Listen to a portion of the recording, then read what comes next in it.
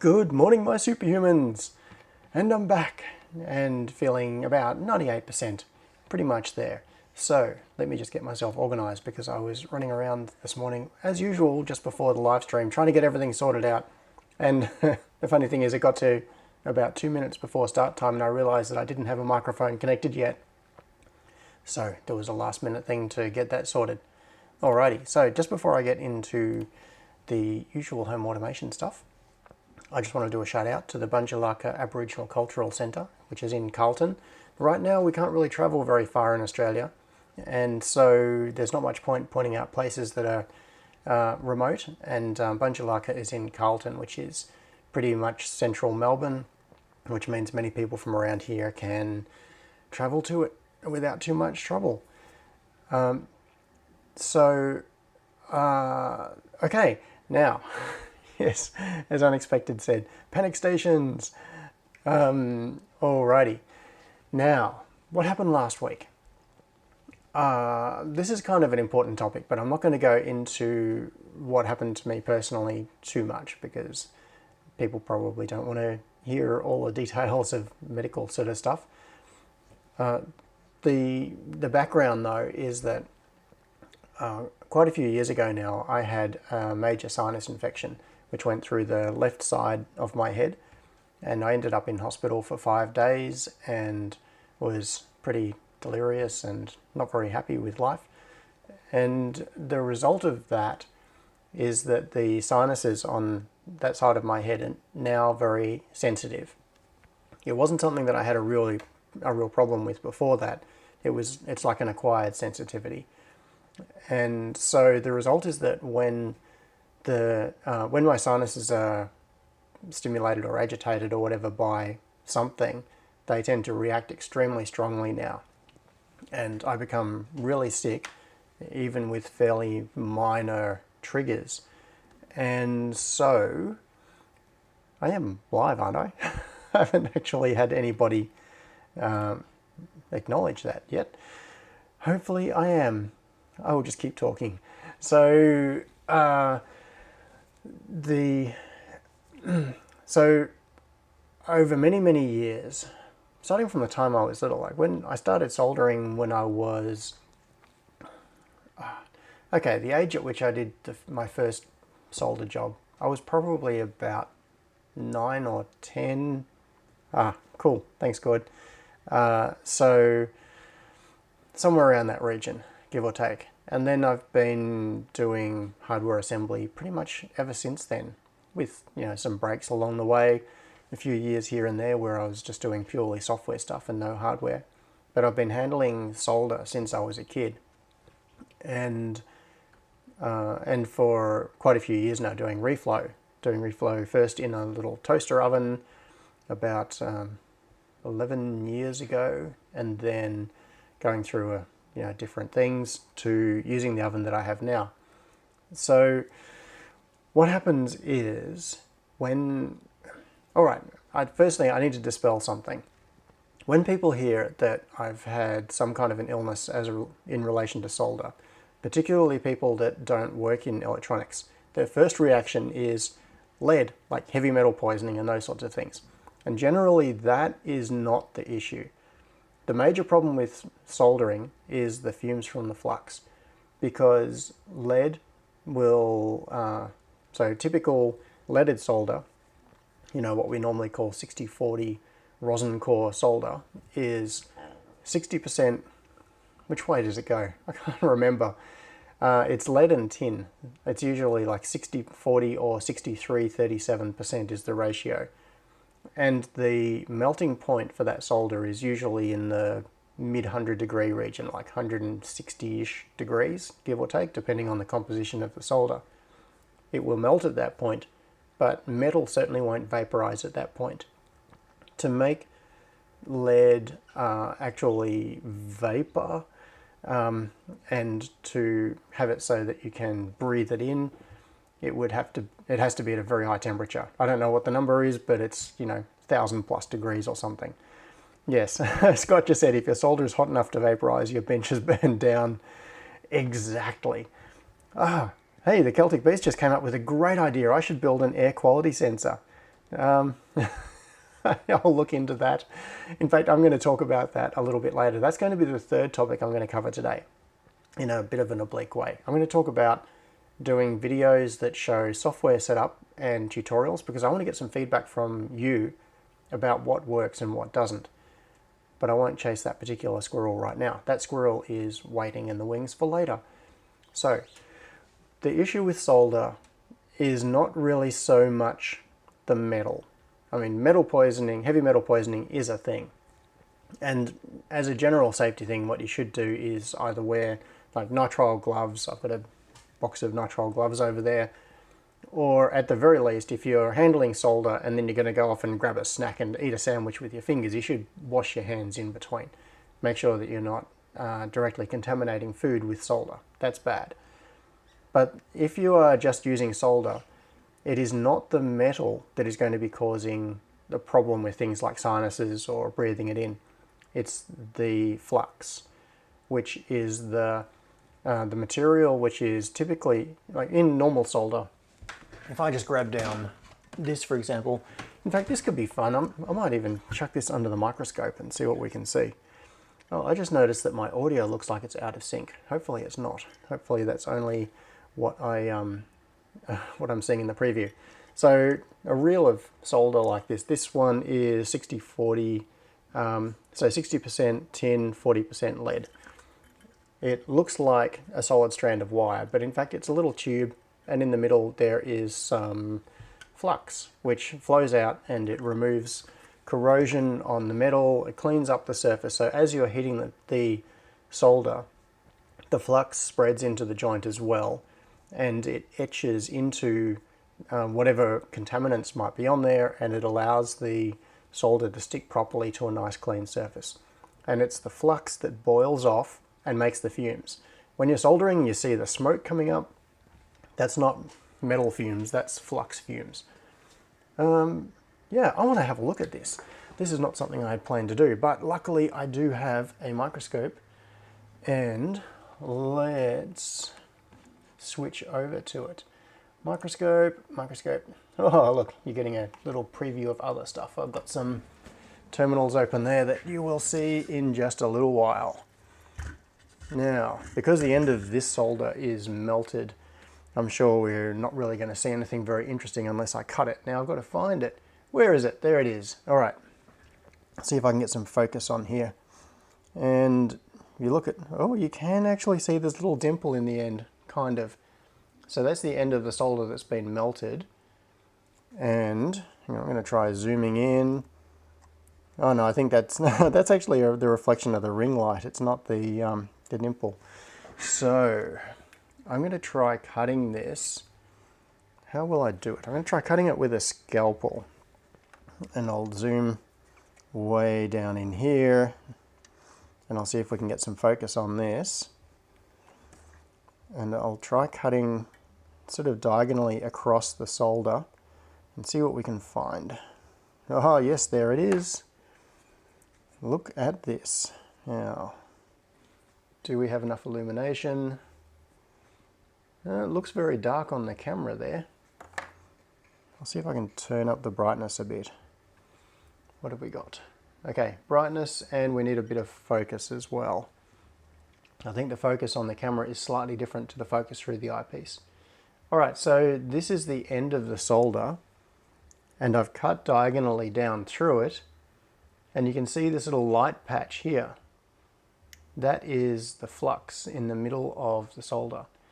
And when the solder is melted, see, I'll scrape it a bit away here with the tip of the scalpel, and you can see it's sort of powdery. It's all coming out there. But when the end of the solder is melted, that flux also melts and it spreads around on the surface of the joint. And that is where the smoke comes from when you're using solder. So, but that is not really, whoops, that is not the particular issue for me. So I'll show you my bench setup in a minute, but I've got reasonably good system there for getting all the fumes away from my face. So doing soldering sitting here at the workbench is not really such an issue. My problem is running the reflow oven. Let's have a look at that for a second. I'll see if I set my phone up as a mobile camera earlier. We'll see if it's still working. Hey, it is. Look at that. Fantastic. Now you can't see me, but you can see the reflow oven. And you can just see the side of the pick and place machine. I'll come over. So you can see some reels sitting here on the edge, the side of the pick and place machine. So these ones feed in from the side to fixed place feeders, and you can see the auto feeders, oops, on the front there. So this is the T962C reflow oven that I use. Now reflow ovens generally come in two types, either a drawer style like this or a conveyor style. And this is about the largest of the drawer style that you'll see. So if you look around for T962 reflow ovens, the ones you typically see are about that wide. They're about half the size of this one.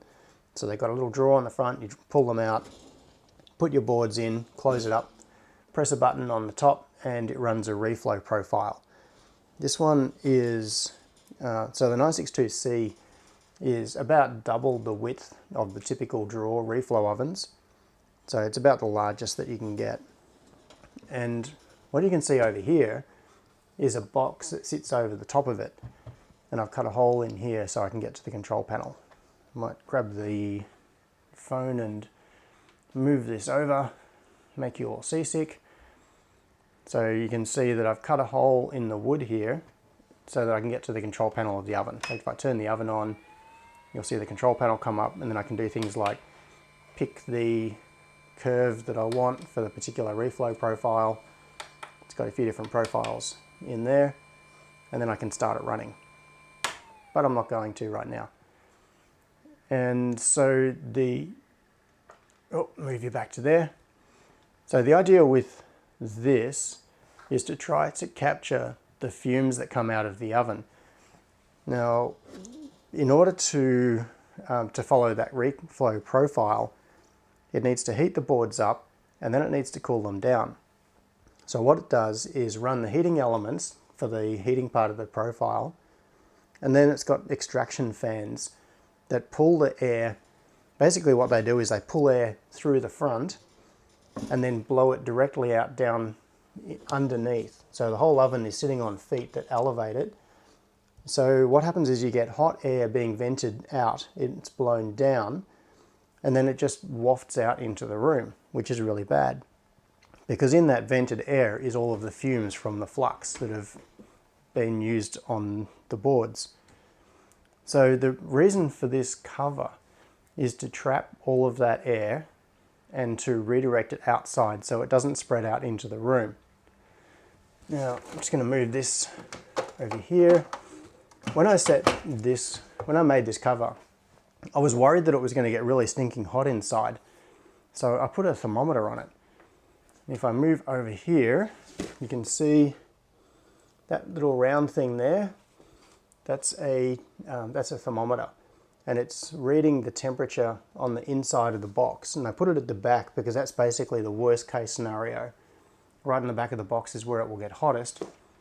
And it actually doesn't really get particularly hot, which is good. The air that comes out of here is hot, but the overall temperature inside the box doesn't really get too bad. It's not like this is going to catch on fire or anything. It might go up to, mid 40 degrees or something inside here because air is being pulled through. Now, if I grab this and pull it over here, get that at just the right spot, you see that blue hose that's coming through here. This one. That is going down to an extraction fan. You can see there's a connection at the back. It goes into the back of the box. And the idea is that because this is going to an exhaust fan, air is continually being pulled in from the front of this box, passing around the oven, coming out the back here on this fitting, and then going down this blue hose. And from that blue hose, it goes through around the room to the extraction fan, and then it's vented outside. So the objective with this was to prevent any of the fumes that are generated in the oven from seeping into the room. Now, the idea was that even though this front is open, there shouldn't be too much of a problem because the air is continually going in this way. It turns out that it doesn't work as well as I hoped it would. So, there are a couple of reasons. One is that I'm not getting enough airflow through here. So when air is being actively dumped out the bottom of the oven, it's still seeping out through here, and probably little cracks around, the base and that sort of thing. And the other thing is that in order to get boards in and out, I have to open the drawer. And once this is open, obviously it's totally outside of the volume of where it's going to be controlled by this fume cover, and so the fumes just come straight out. So the other problem is that this is right near my computer. So if you look at this area, let's get some context. There's the reflow oven. Pan a bit to the right. There is the pick and place machine. A bit further to the right, and there is my computer. So I'm sitting a couple of meters away from the reflow oven. And when that's running, there will be fumes that are seeping out into the room. And over time, with many hours of exposure, I still get a dose from it. So,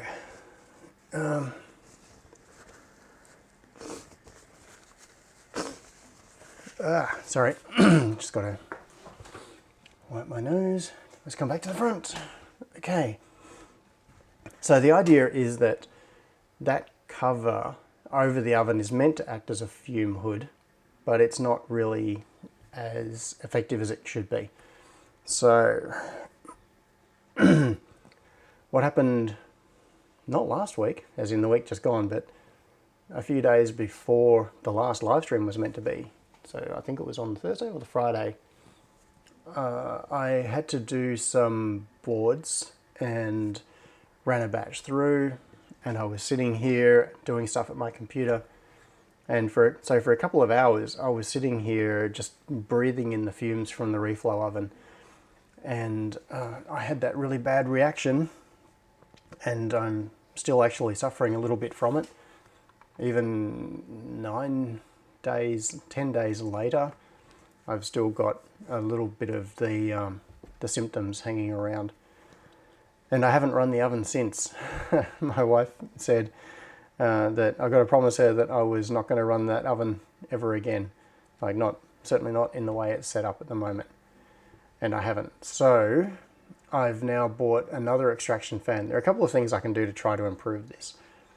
One is I can just get more suction through that cover. And I've bought another extraction fan. Part of the problem is that that blue hose that you saw it sort of loops under the bench, and it goes into a big PVC conduit which runs around the room, but it's long. It goes from there's probably 4 meters, and then another 4 meters, so we've got 8 meters with a couple of bends in it, and then it goes through the extraction fan, and then it's vented outside. So we've probably got, and then we've got to allow for the blue hose, so there's probably 10 meters of conduit from the fume cover until it gets back outside the building, which is just too much. There's too much restriction on the airflow, so we don't really get good volume through it. And the other thing is that there are multiple pickup points. So that same fume extraction system has a pickup point just near my soldering area. Now I might as well show you that. Now that I've got the mobile camera, let's have a look at that section. And I'll explain why this particular area is generally okay. Now I'll get the microscope sort of out of the way so you can see behind it. Which way will it go? There. Alright, so when I'm soldering, what I normally do is have this little thing running. I'll turn it on now. So it's got LEDs around it to illuminate whatever I'm soldering on. So if I'm soldering on that, I'll have that sitting right in front of it, which provides illumination of whatever I'm working on. But it's also a fan, so it's sucking air from here and blowing it out the back. And just over here you can see this pickup point. This goes into the conduit down under the bench, so this is part of the extraction system. So air is being sucked into that. So what that means is that I can just move this to, wherever it's convenient, right in front of the workpiece. That keeps the fumes from being right in my face, and then this is sucking up general fumes in this area and just keeping it clear.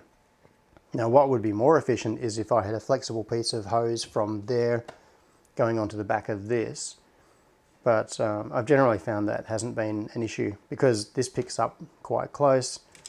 When I'm soldering directly on here, I don't generally have problems with fumes.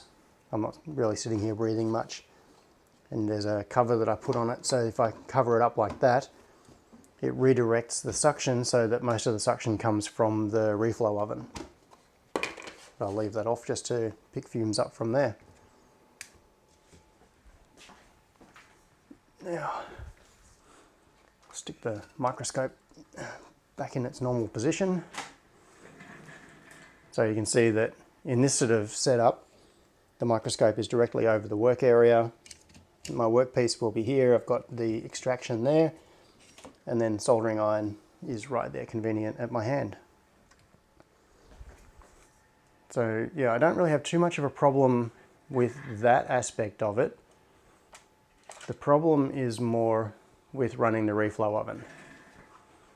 Oh, also, one little thing I stuck on Twitter recently. This is totally off the subject, but hey, I think it's cool. One thing that I really don't like, you can see this here, I've got probes from the scope hanging down.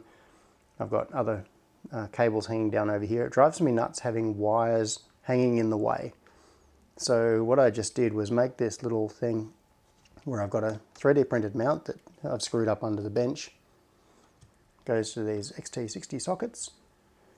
And then you can see on these power supplies, I've got cables here. So there are spade connectors that go into they're screwed into the back of the banana jack socket.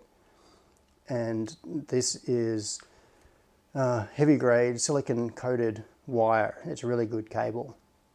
It runs from there and it comes down to the back of here. And what that means is that I can use these as the outlets for these two lab supplies.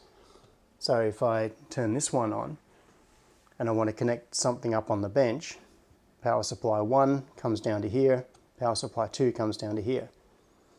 Now that might seem a bit silly because we've got a connection here, the supply is here, why not just plug into here? It's only a small distance.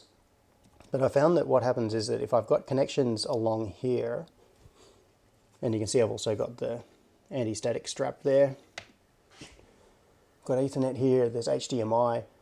By plugging things in along here, it keeps the control area up here a bit clearer. So it means I can get to the panel of this. Instead of having cables coming out of here and then hanging across this keypad, it means I can easily access everything and then just plug into here. So then what I've done is made up cables like this. So an XT60 connector just goes to a couple of alligator clips. So if I want to connect something on the bench, I just plug it in. And now this is connected to supply 1. And I've got other cables made up. So this one, for example, goes to a 2.1mm DC jack. So just plugs in like this. So it ends up being very neat. You can just plug a device in at the bench. You can be working on it and hang the cables up out of the way when you're finished with them.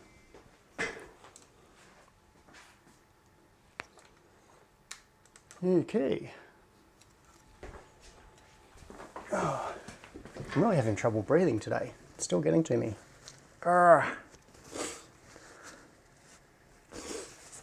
Okay. Oh. It's a good thing that I didn't do the live stream last week, because I was on the Saturday I was feeling pretty crook, and then by Sunday morning I was thinking I could maybe do it, but I was still feeling pretty average, and then by Sunday night I was feeling really sick, and then Monday, Tuesday, not good at all. And even now I'm just because it's breathing sort of problems are quite frustrating. Just sitting here talking, I feel like I'm getting out of breath, which is ridiculous. So now, what have I been missing in the chat? Yeah. Okay, so John Spencer just said, we had a similar problem with the laser cutter at the hackerspace. When I was doing really long cuts for my arcade machine, I ended up wearing a powered mask the whole time. That's interesting. So by powered mask, John, do you mean like a ventilation mask that has actual pumps in it or something like that? I'd be interested to know what you're using for that. Yeah. Oh, Dana. Yes, major pneumonia about 15 years ago. Did not like. Yeah. It's health issues are not fun. All right. So. Oh, thanks, Mako. Don't feel forced to talk as long as you used to. Yeah, we'll see. We'll see how I go. I've got a couple of things to show you today, and a couple of things that I think are quite cool. In fact, I'm going to be able to do something in a moment that will let me take a break from talking, because I'm going to show you a clip out of a video that I'm editing at the moment, which is going to be the next video that goes up, because I want some feedback on it. But before we get on to that subject, is there any is there anything else safety related? Well, I suppose the obvious thing is to make a general, feel-good statement of make sure that you look after yourself. In your work environment, you need to make sure that obviously the air is clean, and look out for other hazards as well. And when you're soldering, burning is an obvious one. I've got scars all over my hands. In fact, I've got a scar on my left hand that I got, where is it? I got this scar when I was probably about 12, I think, maybe a little bit bigger. Kind of tempted to show you under the microscope, but no, I won't bother. And it's a weird shaped scar. It looks like a what's the thing from Star Trek? A Klingon bird, what is it called? A bird of war or something? Where the ship has a body, and then it's got the nacelle going through the middle, and then two wings coming out. And the reason is that I was doing some soldering, and I had grabbed the soldering iron, and I'd flicked it or done something like that in order to get solder off the tip, and I ended up flicking it onto my own hand. So the scar is just here on the edge of my hand. But what happened is, let's see, can we see it? Maybe the weird shape of the scar is actually what makes it kind of interesting, because you can very obviously see my reflex reaction, and my reflex did not help. So I'm going to find myself a pen. Here's one. And zoom way out. Where's the scar? That's okay.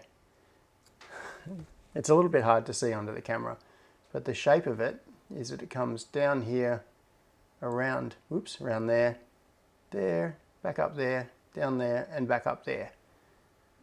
I've done a very bad job of drawing it. But what happened was that the solder globbed onto my hand, and it was a fairly large glob, and it started burning into my skin, like really badly. And my reaction was, I flicked my hand, and the result was that instead of flicking the solder off, because the solder was already burning into my skin, the flick action made the solder spread in 3 strands and just keep burning. So if you look at the weird shape there, the initial glob of solder was basically there, and then I flicked it and it went off in 3 streaks and kept burning into my hand. So that was not very fun. Yeah, I think I would have been about 12 or so when I did that. Yeah, Not fun at all. So, if anybody has... All right, actually, I will... Scott said never flick. Burning nose hair smells awful. You can't get away from it. Yes. Yeah, bird of prey. Yes, that's what the thing is called. The actual shape of the scar is very much like that. I did a bad job of tracing it because I was trying to look at the screen to trace it. I wasn't looking at what I was doing. So, okay, coming back to the solder thing and the reflow solder before I get on to the next subject. What can I do about this? Well, there are a couple of things. I can improve the existing oven. That's going to be step one, because I still need to be able to reflow boards. I can't afford to just not do any assembly. And so I bought another extraction fan, and I'm going to be connecting that just directly to the fume hood with a much shorter run of the conduit. So I've got this extraction fan that's mounted under the bench. The new one that I've just bought is rated to more than double the airflow, like in terms of cubic feet per minute or cubic meters per hour or whatever metric you want to use. And I'm going to use it just on the fume hood. And I think I'm also going to put a cover on the front of the fume hood. The reason I left it open at the front was I thought that the airflow going into it would be enough. Like if you've worked in a science lab, you'll be very familiar with the classic science fume hood, you know, the big transparent box typically, and you work inside the box. It's got an open front on it, and air is being pulled out at the back. So air is coming in past you, flowing through the box, and then exiting at the back. So that's, you know, classic fume hood. That's the objective I was going for when I made this, but I just don't have enough airflow. By adding a dedicated extraction fan with a much higher flow rate to that hood, then that will probably solve the problem, I think. We shall see. I've already bought it. It's sitting just outside the door in the back of the garage at the moment, but I haven't got around to connecting it yet. I will probably do that in the next few days because I will need to do some reflow. But this has really made me stop and think more about my overall setup and the type of jobs that I do when I'm doing reflow. Now the thing is that there are really two different work modes, I suppose you could say. The first work mode is I'm assembling a prototype. I might have just, you know, I've got a board, or I've just received a couple of PCBs and I want to put parts on it and just validate that it works. So I'm not going to be assembling hundreds of them. I'm going to be assembling one or maybe two, because I just want to be able to connect it to the lab supply, bring it up, test all the functionality before doing production. So prototype assembly is one of the use cases. And for that, this oven is massive overkill. As you saw, it's a very large oven, and it is, I think it's 3,500 watts. So it needs to be plugged into a 15 amp, like it came with a special power plug on it, so it's got to be plugged into a 15 amp socket, not the regular 10 amp GPO. And yeah, it's basically just overkill. What I would really like for prototyping purposes is either something like the, I think it's called the Reflower, which is like a little hot plate sort of thing, or a really small oven. What would be great, and I do still have the old toaster oven. So the toaster oven that I used to do reflow with the little Arduino based PID controller, that's sitting in a cupboard in the garage. I could bring that back out again. That toaster oven is, you know, typical toaster oven size. It's much smaller, it's much lower power. It doesn't have the ability to do the proper curve that this oven can do, just because it doesn't get hot quickly enough. It's the way I've got it set up at the moment, I've got a PID controller on it that does follow a proper reflow curve. It's just that the oven can't get hot enough fast enough to be able to ramp up in the spike part of the cycle, so it lags a little bit behind. But I could go back to using that, which is a much smaller solution, instead of having the large drawer type oven. But my second use case is for small production batches, and that's where I might need to do 30 or 50 or 100 PCBs. And in that case, what I do is take so I'll take, however many will fit in the oven as a single batch, and I'll run it through, and then I've got to wait for it to cool down before I can take those boards out and put the next lot in. So for that, I would be better served by something like a conveyor type oven. So what you saw there is a drawer style oven. In proper factories, the system that is used is much more like a pizza oven, basically. So in fact, if you think of a pizza oven, there are really two types. There is a pizza oven with a door you open at the front, put the pizza in and close it up, and then when it's ready you open the door, take the pizza out.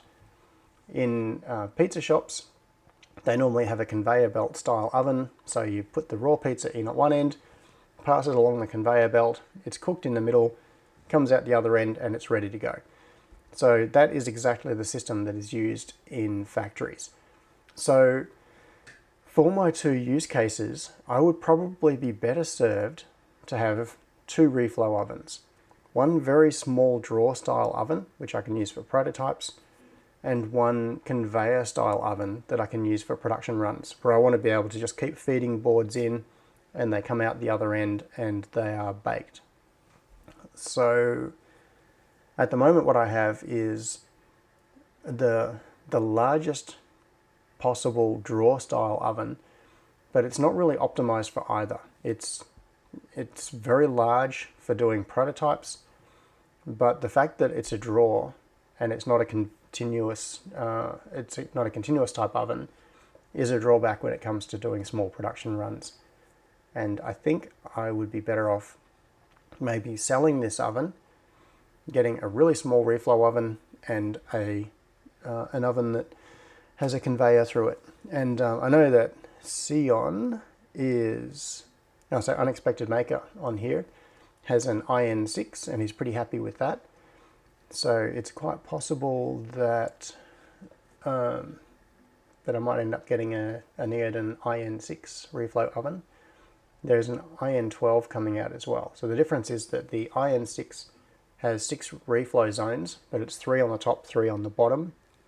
The IN12 has 12 reflow zones, so it's 6 on the top, 6 on the bottom. Like heat zones, really. And that is because, well, I won't go into this right now. This would be a big squirrel to chase. But basically, to reflow properly, you don't just heat it up and then cool it down.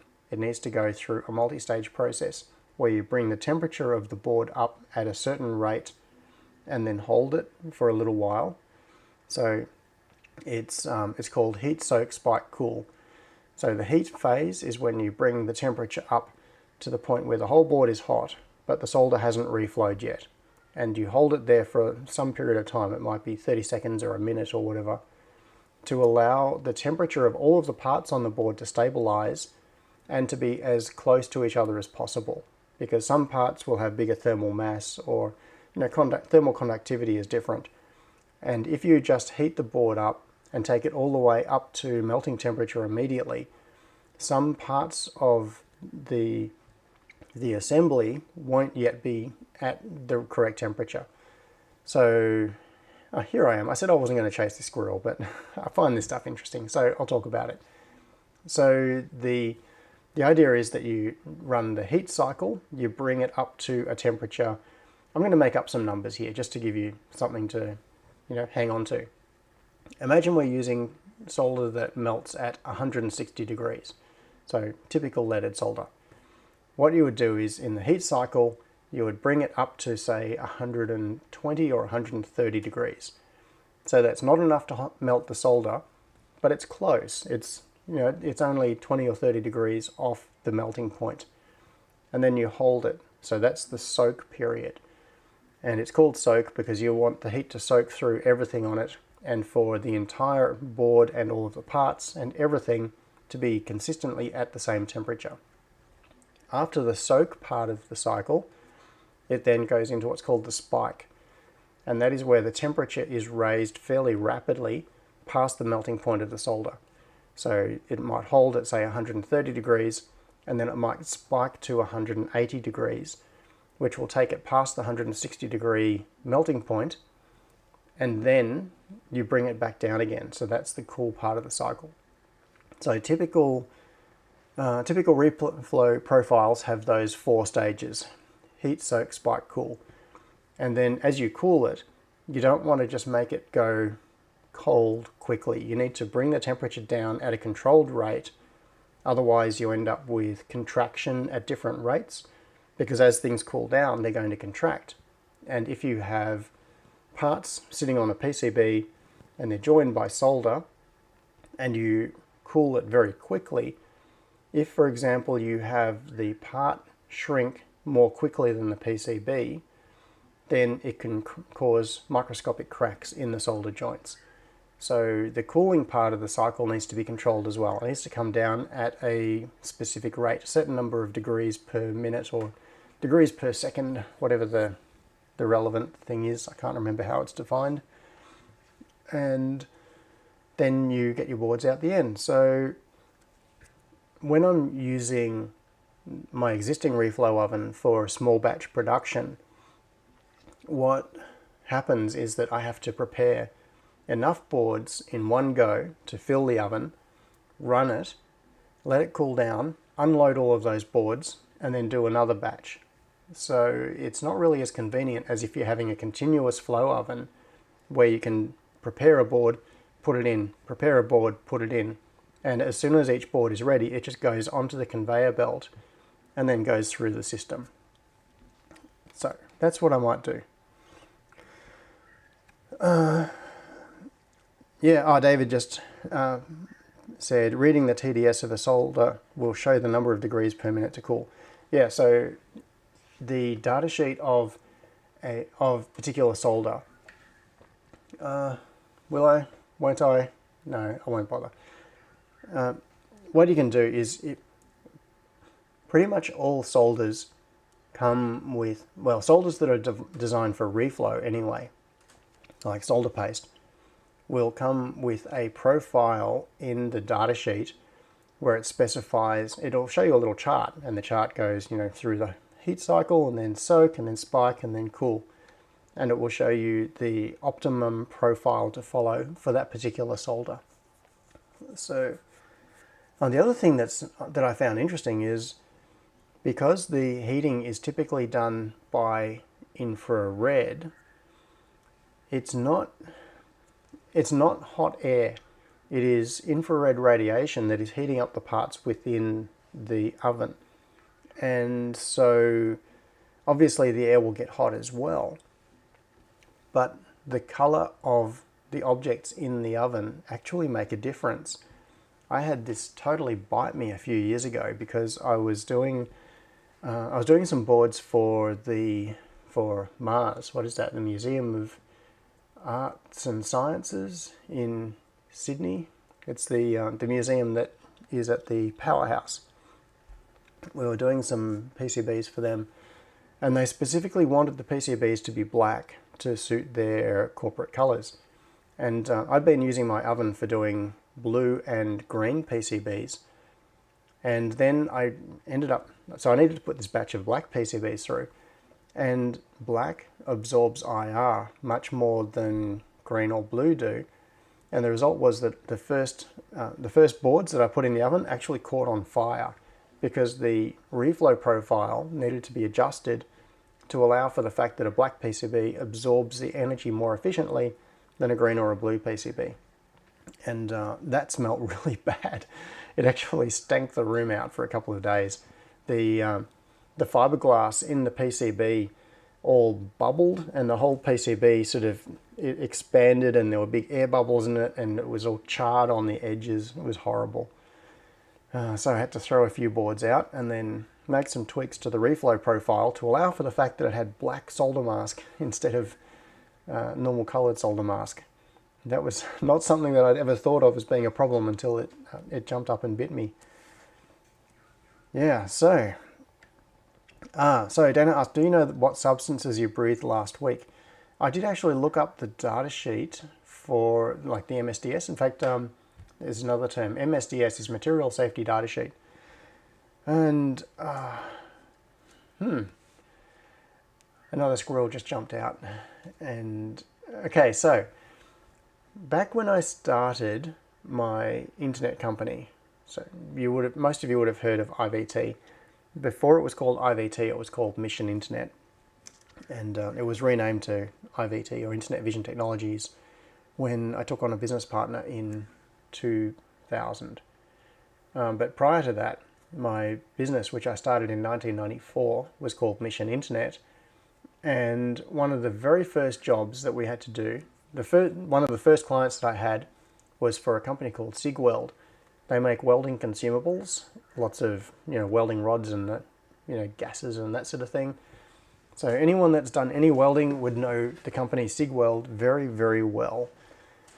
And so one of the first jobs we had was taking their material safety data sheets and creating first a CD-based version and then an online version of their data sheets.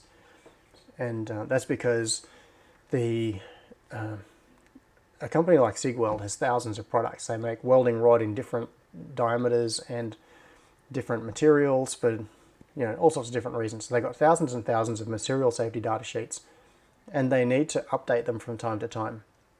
So what they would do is, if you were a company that was buying SigWeld welding products, you would get a folder that was like a phone book, and it would have all the MSDSs in it. So when you were using a particular product, you could look up the MSDS and you'd see what composition it was and what safety hazards it involved, etc. But if they needed to issue an update, they would either have to print an entire new phone directory size book or send out just the deltas. So they would post out sheets of the changed MSDSs to supplement whatever was in the book, and then the factory or whatever that was using their products would go to their book and they take out the relevant pages and they put in the substitute pages. Total pain. And that's what they were doing up until 1990, might have been 1993 actually, or even earlier, I can't remember. I've still got one of them. One of the original CDs is up on this shelf somewhere. I kept it as a souvenir. Still in its shrink wrap packaging and everything, totally unopened, exactly as it came, the way we produced it for the client. And so what we did was produce CDs containing all of the MSDSs. So material safety data sheet, a very important term. And that is what specifies what chemicals and things might be involved in a product that could be damaging to your health. Now, David asked a very good question. If there are only 4 stages in reflowing, why would you need a 12-stage oven? Okay, that is in order to control the curve more accurately. Now, there are really 2 ways to do this, and it depends on whether the object is moving through the oven or not. Now, I'm going to look for this solder paste. I'm going to show you a little chart. Reflow profile. Here we go. I'll see if I can find an image to show you. And we'll switch over to the desktop. Here we go. Come on. Full screen. Pick one. Let's see, will this one do? Yeah, you can kind of see. Hopefully you can see it here. Now in here you can see the 4 parts of it. So we've got coming up on the upward curve at first, there is the heat part, then there is the soak where it just sits. Oh, and also interestingly on this chart you can see there's a little point here where it says flux activated. And that is, on this one, it's saying it's at 100 degrees. So at that point, the flux is molten and it is spreading through the joint, and it's starting to do things like eat into any corrosion that might be on the metal surface. So that's activated before it reaches the soak period. So part of the reason for the soak period is to give the flux a chance to act. So it sits at a constant temperature, and then it spikes, so it comes up here past the point where the solder melts, and then it gets to the top of the spike, and then it comes down the other side, and that's the cool part. So, okay, now think about this. If you want to be able to control, okay, so say you've got a conveyor belt, and there is an object that is passing along the conveyor belt, and you want to be able to have it follow this curve. Now, if you have a duration, say the duration from the start to the end of this point here is 1 time unit, and then this period here is 1 time unit, and then this period here is 1 time unit, and this one is 1 time unit, then maybe you can get away with a small number of elements. But if you want to be able to control more accurately what this profile looks like, the only real way to do that is to either have multiple elements along the path or to change the position of the elements. So say you wanted to have a longer soak period and you had a reflow oven that only has 3 heating elements above it. The way to change that profile is actually really difficult. And the elements interact with each other as well. So if you have the center element that is running fairly hot, that is going to be bringing up the temperature on the elements in the areas adjacent to it. It's not like you have hard thermal zones within the oven. The object will pass along the conveyor belt past these heating elements, but it's going to be influenced by all of them to different degrees. So tuning a reflow oven is, it's a tricky process. And so one of the reasons for going from a 6, when I say 6 zone, I mean 3 on the top and 3 on the bottom, because you need to be able to heat from both sides of the PCB. So let's just say, we'll ignore top and bottom. Let's just say it's a 3-zone oven. So we've got 3 heating elements above the oven. You don't have a whole lot of control over how that profile works.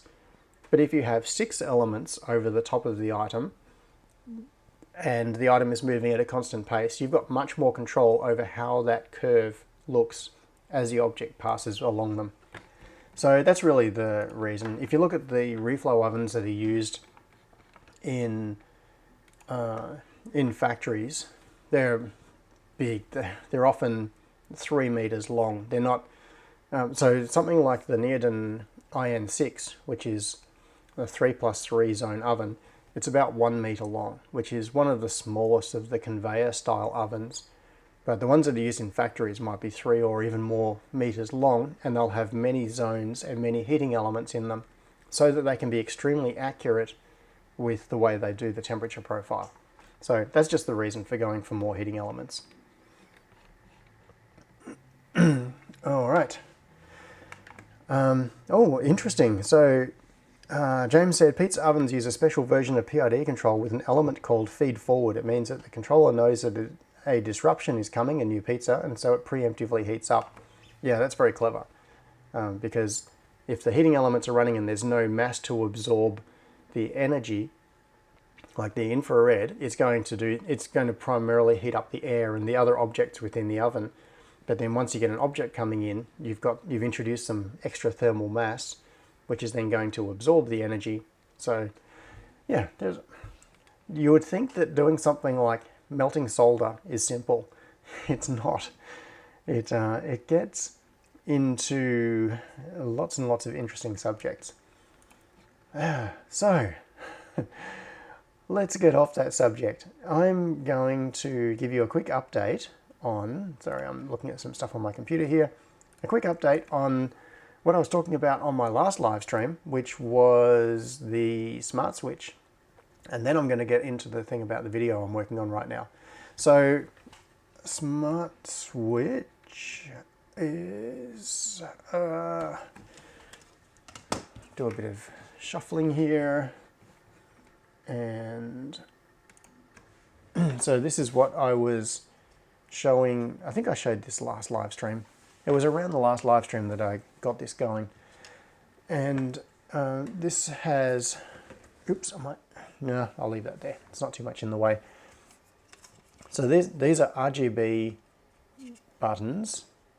This is not powered up right now, obviously, but those are RGB buttons. And this connector in here is I need better light here.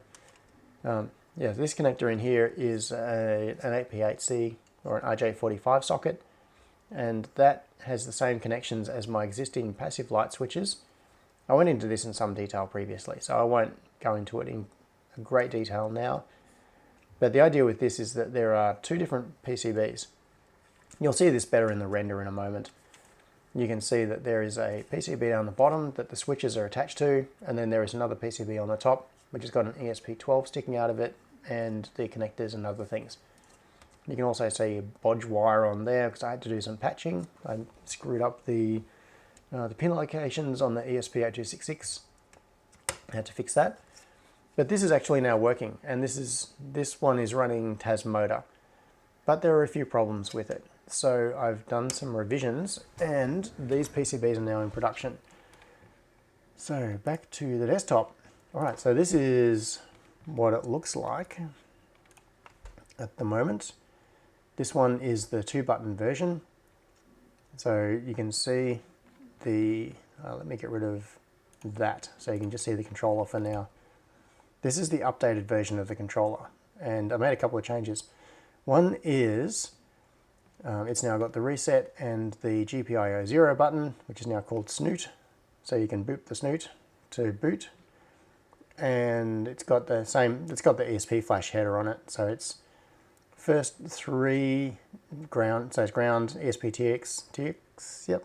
ESP RX and 3v3 are the same as on a Sonoff, and then it's got reset and IO 0.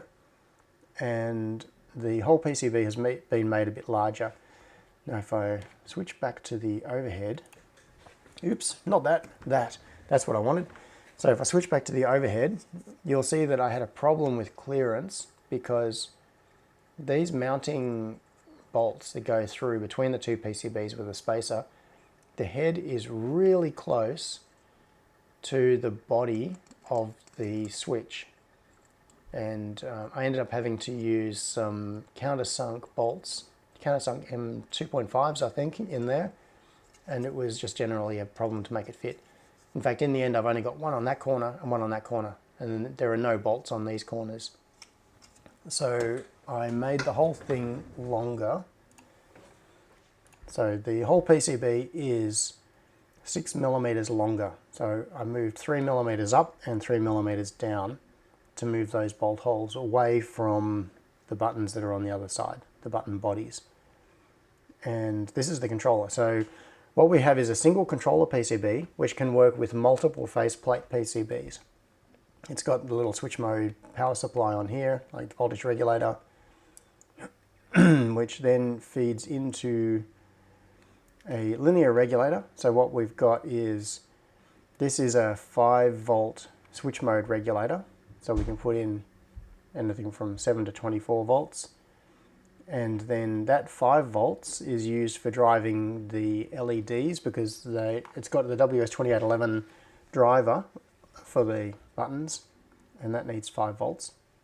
That 5 volts also comes into this little linear regulator which produces 3.3 volts to run the ESP.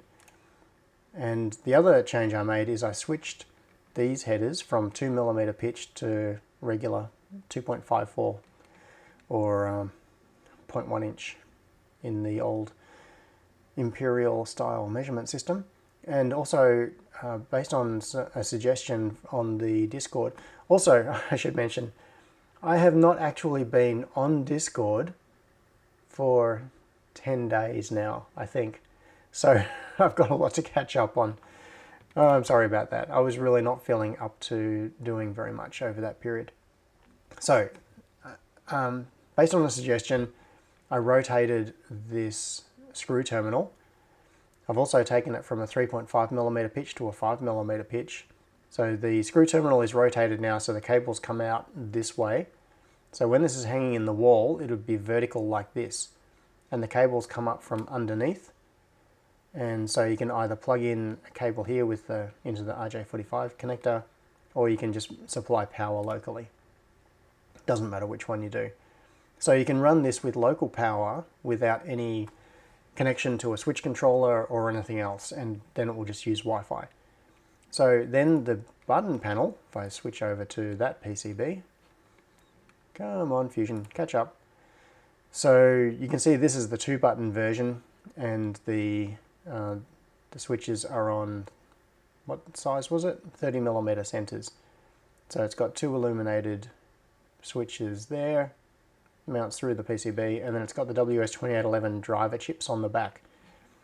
So what you can do is marry up the controller PCB, this one here, with either a 2-button, a 3-button, or a 4-button PCB on the front. And if we go to the 3-button assembly, this is the same thing but with the 3-button panel on it. And then this is the same thing but with the 4-button panel on it. And the controller is exactly the same in every case. The controller has, you can see just through here, it's got these transistors and other parts. These are the things that act as the buffers for the buttons, and then link it through to the wire for connecting to a light switch controller. And it's got 4 channels on it, so the controller can support up to 4 channels, so 4 buttons on the front face, but you can also just use 3 or 2 or even 1 if you want to. Doesn't matter, the controller can be the same either way, run the same software, and everything will just work. So that is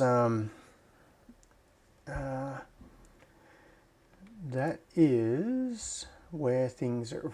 I just saw Scott Miller said 800 million posts asking if you're okay. All right, so I will need to I'll need to get on Discord and reassure everybody that everything is fine. So David K said, is power also sent over the RJ45 or only the 7 to 24 volt DC header?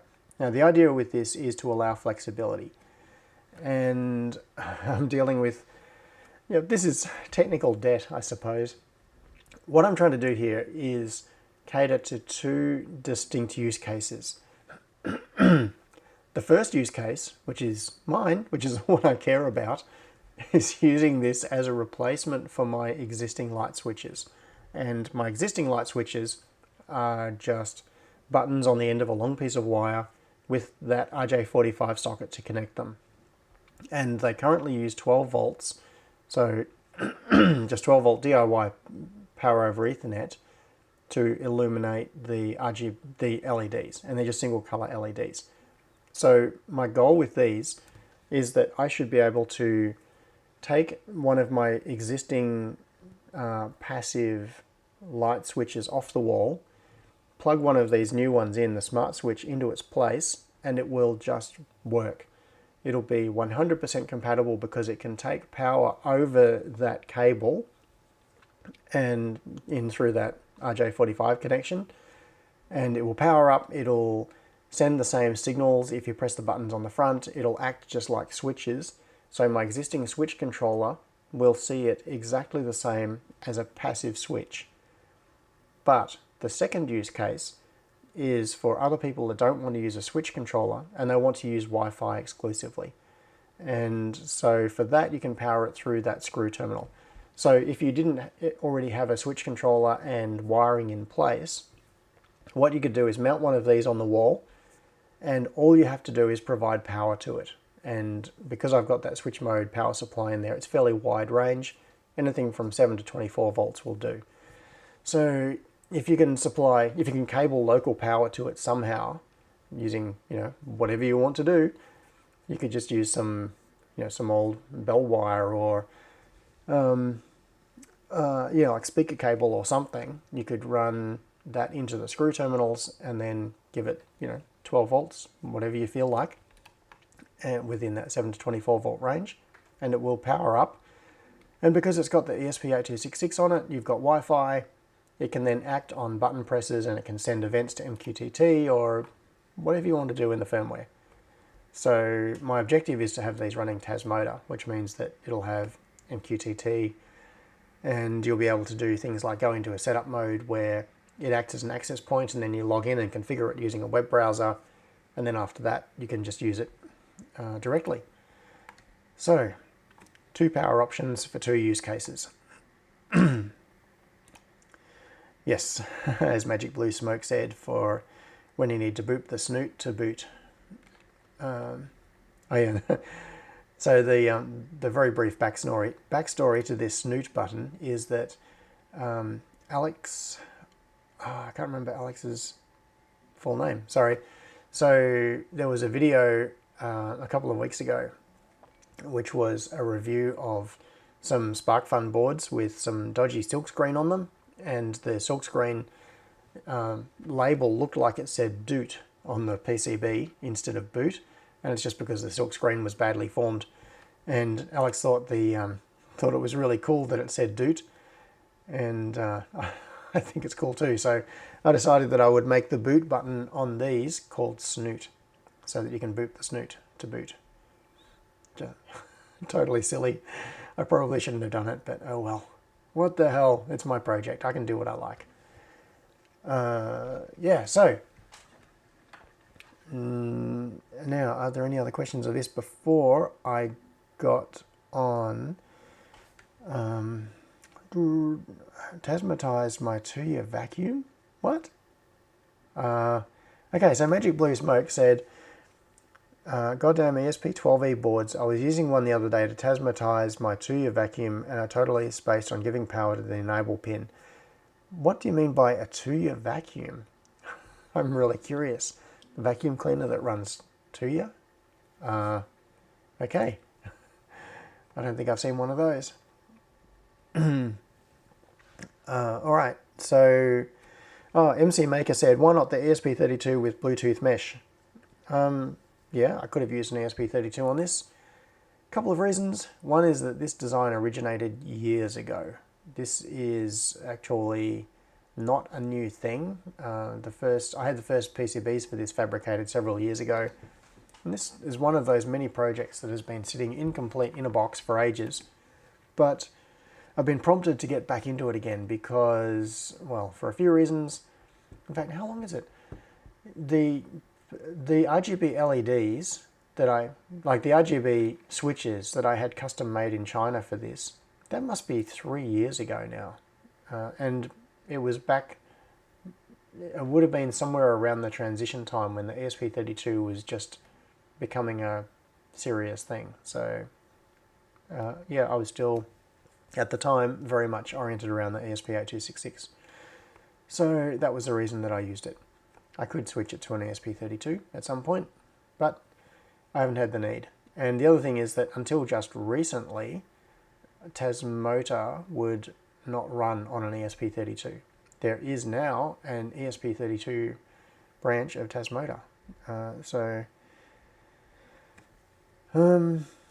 Okay.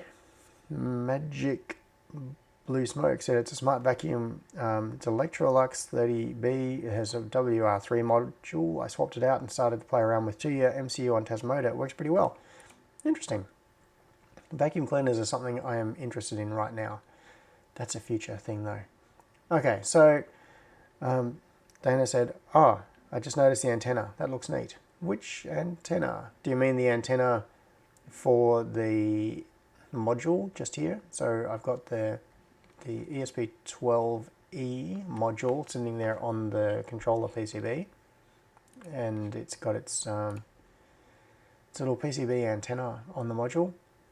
And just to follow recommended design practice from Espressif, I've pulled back the PCB from all the way around there, so there's no ground plane or anything else that could interfere with that antenna. Now, it's still not going to be ideal because this whole thing has another PCB sitting right near it, which has a ground plane, etc. But, oh well. Wi-Fi range should still be pretty decent.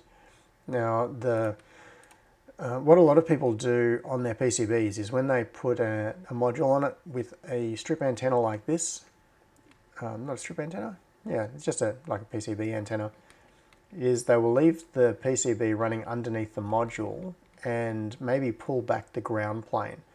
So you can either just modify the polygon for the ground plane, or you can put a keep out area in here, or is it a restrict area? Put a restrict area under here, and then you won't get a ground plane directly under the antenna. So, which can totally kill its performance. But the thing is that the antenna that is on the PCB here for the module is tuned for free air. And if you put any other material directly up against it, even just FR4, so like the PCB substrate, which is the fiberglass, that can affect the performance of the antenna. So ideally, what you do is you pull the entire PCB back around the antenna and leave it exposed in free air. Now, the design guidelines from Espressif actually give you specific locations on a PCB. So you can see here that if I've rotated this PCB upside down and I've got it sitting at the top, what you can see is that the PCB is centered horizontally. Now, according to Espressif's design guidelines, they say that it should actually be towards the left. And so this little trace that you see coming out here, so this is the feed line to the antenna. Ideally, there shouldn't be anything to the left of that feed line. This whole thing should be pushed across to the left. But yeah, I just couldn't do it within these physical constraints. And once you get to that point, you're kind of getting a little bit pedantic and scrabbling for that last fraction of a dB of gain. And for this, it doesn't really matter. The range on this is going to be fine. It'll be fine. Certainly as good as a Sonoff or anything like that. So, okay, there are two more things that I want to cover today. And I'm already at 11:15. So, I am going to move on to the next thing. Yeah, so, James just said, oops, I did the opposite on the smart speaker PCBs. This is a cool project too, by the way. This is something that I've been seeing progress in the Discord, and I really like it. It has a ground plane on the back, plus an additional ground plane on the front directly below the D1 Mini. Now, if the D1 Mini is not mounted hard against the PCB, it's probably not going to affect it too much. So you see many projects where people just put a module like this and slap it straight down on a PCB and put it right over a ground plane. Now, it will degrade the performance, but it doesn't kill it. It's just that it's not optimal. And because I didn't have any other parts down here, I mean, I've done plenty of projects where I've put a module down and then just put it straight on the PCB. But this is kind of just following recommended practice. I thought it would be good to pull that back from it. So it's one of those things that I do where I can, but I'm not too obsessive about it. If you put the module straight down over a ground plane, it'll still work. It's just the range won't be quite as good as it could otherwise be. So don't freak out. Your smart speaker project will still be fine, I'm sure. So, Aaron said, out of interest, how much effort would it take to make an ESP32 version? I love the product, however, having one in each room light switch with BLE would be awesome for presence detection. Yes, I was thinking about that. So, if you have smart switches, it opens up various possibilities. What you could do, I've got like a whole herd of squirrels galloping through my head right now. I'm not going to chase them.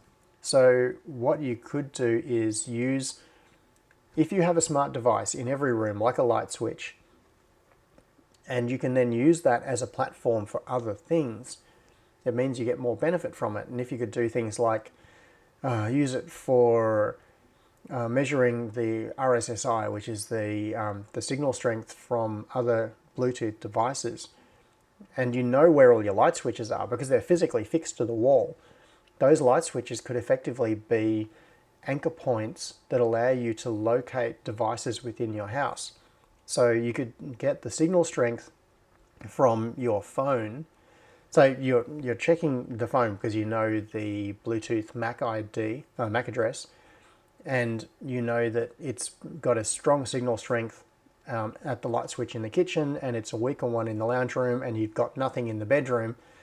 Then you know you can figure out approximately where that device is in the house.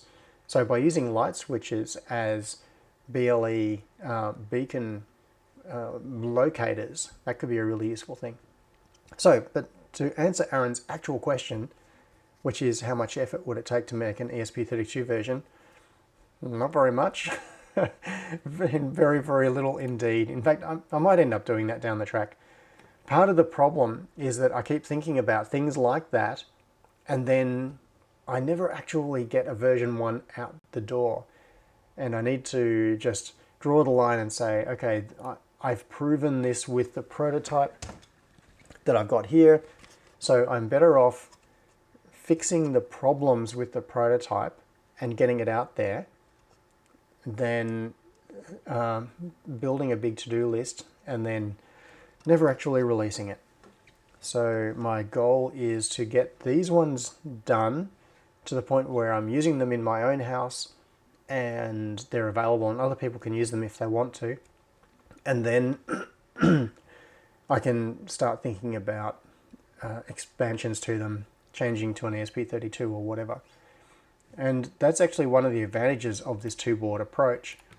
Because the brain is all on this separate board that can be removed, what I could do is retrofit a new control board onto an existing light switch.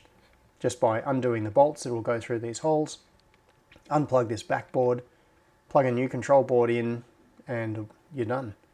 That's it. So the actual panel, in fact, most of the expense of this is in these RGB buttons. So if you build this and you've got 4 RGB buttons that are worth like $7 each, or whatever that number is, I can't remember exactly. So say you've got $28 worth of buttons there, then you've got maybe $3 or $4 worth of plastic plate, and you've got the driver PCB here, which has got 4 WS2811s on it, so there's a few more dollars there. The actual cost of the control PCB is a reasonably small percentage of the overall cost of making that switch. So it's not insignificant, it's still, it's probably still $10 worth of parts on the control PCB, but it is certainly feasible to consider deploying these with the ESP8266 and then sometime down the track replace the control PCB to go to an ESP32 and gain other things like BLE, presence detection, whatever other features we want to add to it. So that's the kind of thing I've got in mind anyway. All right. Yeah.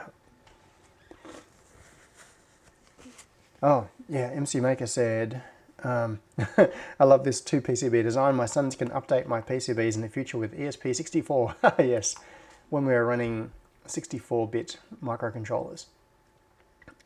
So the reason I did this was actually mechanical constraint. And so I'll get rid of the controller. Now the annoying thing is that these switches mount, well, firstly, you can't really use much of this side of the PCB. This side of the PCB is incredibly limited because you've got these big connectors coming through, and it is hard to fit anything else on here. So I just could not physically fit all of the parts. So all of the parts of this controller, you can see the real estate that's been taken up there by those different things, onto the switch PCB. And you also end up with contention like, see the socket here, the AP8C RJ45 socket. It's got these pins that come through. If that is mounted directly on this PCB, you've got to be careful about where you position it so that you have the pins coming through here and they're clearing the buttons, and the button connections coming through here clear the socket, and then you've got to fit all the other electronics around it. It's basically a very tight game of Tetris. Probably possible, but the simple solution was just delegate the more mechanical part of it to the carrier PCB and then bring all the logic up to the controller. All right, now let's move on to the next thing. So, as I said, 2 more things I want to show you. And the next thing, all right, subject change. Get rid of, what am I going to do? I'm going to get rid of Fusion 360, I think. Do I need it anymore? No. Okay. Quit. Don't save. Don't save, and don't save. And come back to here so you can't see what's on the screen just for a moment. Now, It's been a long time since I last did a properly edited video that that was a proper Superhouse episode. I've done lots and lots of these live streams, and it's been many months. I think it might actually be something like May when my last video came out. And that was when I restructured what I was doing with the air quality sensor mini-series. So, quick recap. Air quality sensor mini-series. Part 1 was the basic air quality sensor. Part 2 was the version that had a little display in it. And then what I'm doing is making a standalone video, which is going to be how to install the software components required for data logging and reporting. It's not really about assembly, it's just setting up code, setting up programs and configuring them. Now, this is where my conundrum comes in. This video is not going to be a part of the air quality sensor mini-series because it's a standalone thing that is useful for many, many different applications. It's just that I'm using the air quality sensor as an example of how to take data from something, store it, and then chart it for future reference. And so it's not directly part of the mini-series, but then part 3 and part 4 of the mini-series will directly follow it. And this is where I really want some feedback from you, because what I've discovered in doing the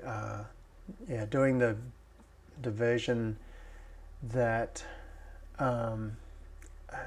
doing the software setup version. Sorry, I speak good today. In doing the video showing the installation and configuration of the software, is that I really don't like doing those types of videos. It's extremely laborious and it feels like it's hard to watch. So what I'm going to do is bring up a clip. In fact, yesterday what I did was re-record the voiceover for a whole bunch of it. I'm going to now play you several minutes of the mostly edited video because I want to get feedback on the best way to go about this. And there are many things I don't like about this, and I will talk about that after the video. And while the video is on, I'm going to grab a drink. Now, where is this? I think you'll still be able to hear me. This might be a total fail. Let's see. If it auto plays, I will pause it and then explain a little bit. Video is... hang on. What's going on? External video. Oh, I think I've got to play it. Let's see. No, my external video is not working. So I'm going to bring that in, restart. No, I hope you can still hear me and you're just looking at a black screen, but... Hi, all right. I'm Jonathan Hang Oxer. on, and pause. So, I'm going to take you to... Alright, so to here. What I'm going to do is play from this point for a few minutes. And there are a couple of things about this. What I'm trying to do is explain the overall architecture or the reasoning behind the software that is installed, and then going through the process of installing the software. And then I will just cut this video after a couple of minutes, but I'm going to hit play now. All sorts of different sensors. We also need a database to store the data for future reference so that we're not just looking at the latest value, we can look back in time. Now typically from the message broker you won't be able to get the message directly into the database. So we need some kind of a data bridge which is going to see the data coming in and then store it in the database. Finally, we need to do something with the data, so we're going to use a charting system. We'll take the data from the database and generate charts of the values over time. Each of these 4 building blocks has many different alternatives that you could use. For this example, I'm going to use the Mosquito MQTT message broker, Node-RED for the data bridge. We're going to store the data in the InfluxDB database, and we're going to chart it using Grafana. We also need a computer or hardware to run all of this on. There are many different ways you could set this up. This could be across multiple machines, it could be hosted in the cloud, but for this example, I'm going to go simple. we're just going to use a Raspberry Pi and install everything on the same device. So to get started, set up a Raspberry Pi with a basic Raspbian installation, and then we're going to take it from there and install all the different components that we need to set up the data logging system. Raspbian has recently been renamed Raspberry Pi OS, and it now has this really handy utility, the Raspberry Pi Imager. All you have to do is put an SD card in your computer, run the Imager, and select which operating system you want. You don't even need to download it first because the Imager does it for you. Then select the SD card, click Write, and then just wait 10 or 15 minutes depending on the size of your card and the speed. You can then take the SD card out of your computer, put it into the Raspberry Pi, power it up, and you're ready to go. There is excellent documentation on the Raspberry Pi site to get you going. So follow the instructions until you've got your Raspberry Pi connected to the network and you've got yourself a shell. I'm going to rush through these next few instructions fairly quickly. It's hard to follow on video anyway, but on the Superhouse page for this episode, there will be all of the commands. You can just copy and paste them. It makes it really easy. The very first thing to do is check what IP address has been assigned to your Raspberry Pi. You'll need this later, so type ifconfig, have a look for the IP address, and make a note of it. With the Raspberry OS set up, we need to install an MQTT broker, and for that we're going to use Mosquito. Use apt to install both the Mosquito broker and the Mosquito client. The client will be really useful later when we want to do some testing. You can leave your broker with the default installation with no username and password, but let's set one up just to make the system a little bit more secure.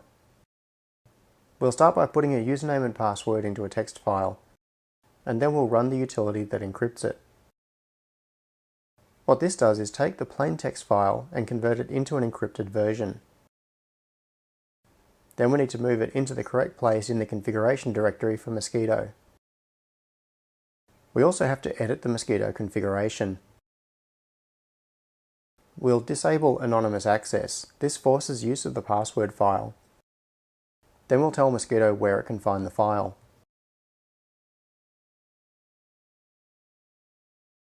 Finally, we need to restart Mosquito so that it will load our new configuration. We can check whether this worked by using the Mosquito client to try to connect to the broker. I've used the -v flag for verbose and the -t flag for the topic. I'm just using the hash wildcard as the topic name so we're listening to everything. If the connection is rejected, it means a password is now required and our configuration changes have worked. So then we can try connecting with the username and password that we set, and the connection should succeed. You won't see anything because nothing is being published to the broker. Okay, I think that's enough. So, yes, I know. I could have used Docker. There are lots of different ways I could do this. So, oh, hang on. I've got to mute for a second. I need to clear my throat.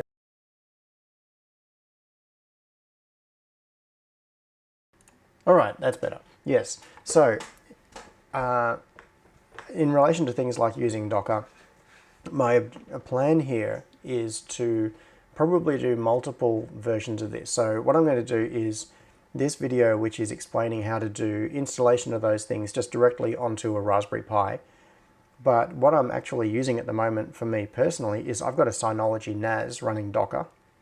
And so I'm probably going to do another video which will be very similar to this, showing how to install the same sort of things, but on Docker. And that could be on a NAS or whatever. It doesn't really matter.